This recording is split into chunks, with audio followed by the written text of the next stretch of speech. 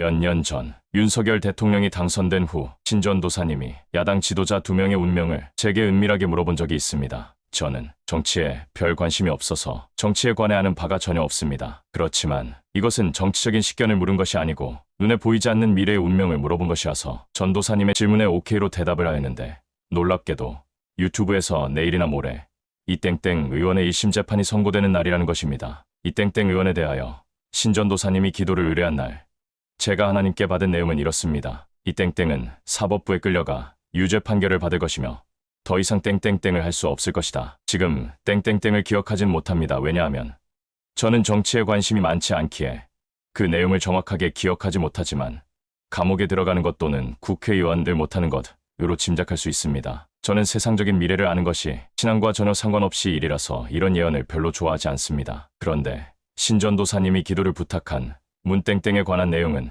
지금도 이해할 수 없는, 지금까지도 설명될 수 없는 내용이었습니다. 문땡땡은 비록 죄가 있다 하더라도 사법부에서 유죄 판결을 받지 않고 유유히 법적으로 자유하게 되는데, 그 이유는 중형공산당이 배후에서 그를 밀어주고 그를 건져주기 때문이다. 둘 다 같은 좌파 지도자로서 온 국민의 지지를 받는 입장이지만 둘의 운명이 확연히 서로 달랐는데, 둘 다 죄가 엄연히 있다 해도 한 명은 유죄 선고를 받겠지만 한 명은 무죄로 감옥에 들어가지 않으며 여전히 그 존재가 건재할 것이라는 것이 매우 신기했는데, 그 이유가 중형공산당의 힘 때문이라는 것이 제게는 너무나 놀랍고 지금도 이해할 수 없는 부분인 것입니다. 이 땡땡 주변에 일어났던 수많은 자살들이 정말 자살이며 또한 그 주범이 이 땡땡이라고 여기십니까? 더 이상 말하지 않겠습니다. 이 땡땡이 제 예언과 맞지 않게 설사 무죄가 된다 해도 그 인생이 아무 탈 없이 무사하게 넘어가게 될까요?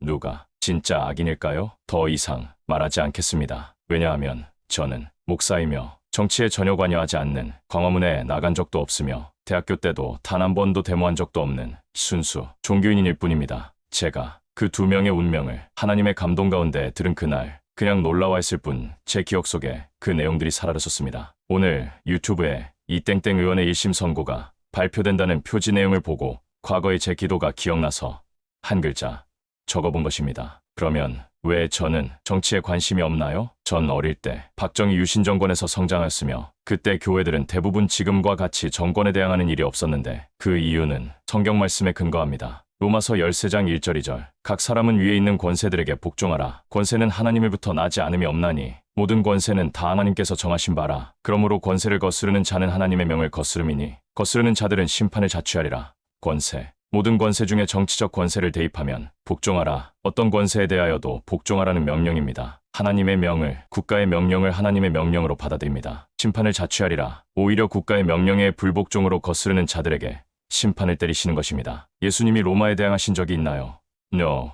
또한 이런 해석이 정말 맞는 해석인가요? 만약 최근 몇 년 동안 광화문 집회를 통해 정권에 대항하지 않았더라면 지금처럼 좌파가 어느 때보다도 더 강한 힘을 발휘하진 않았을 것입니다. 저는 좌파를 몹시도 싫어합니다. 그러나 좌파가 권세를 갖고 있을 때 그 명령이 하나님의 뜻에 어긋나는 것이 아니라면 그 명령에 복종하는 것이 성경적입니다. 정광훈 목사가 주장하는 내용이 모두 맞는 말이라 하더라도 우리는 그 방법론에 큰 문제점을 발견해야 하는데, 충돌과 대립, 혁명과 전복, 데모와 비방 등은 크리스천들이 사용해야 하는 방법론이 아닌 것입니다. 광화문 집회를 통하여 신성한 예배가 데모로 변질되었으며 신성한 기도가 꽹과리가 되어 듣기 싫은 소음이 되었으며 신성한 찬양이 하나님의 귀에 들리는 아름다운 찬양이 아닌 의분의 찬 세상 노래된 것입니다. 거룩해야 할 교회가 민노총과 같은 세상의 찌꺼기들과 같은 더러운 집단으로 변질되었으니 누가 오늘 날의 교회를 거룩하다 하겠습니까? 하나님을 위해 존재해야 할 거룩한 교회들이 그깟 정치적인 이슈에 목숨을 걸고 각종 입법과 사법과 행정과 맞서 싸우는 이권단체로 변질된 것입니다.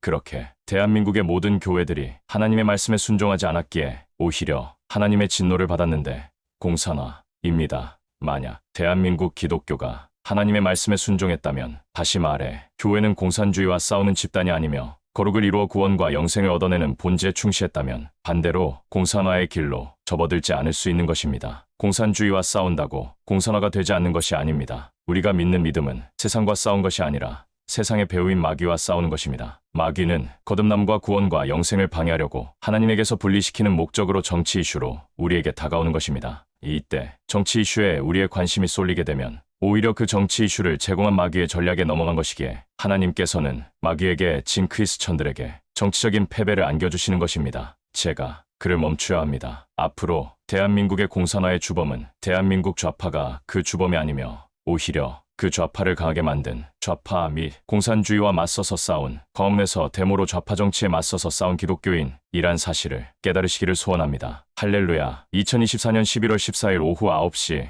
박경우 목사가 하나님의 집에서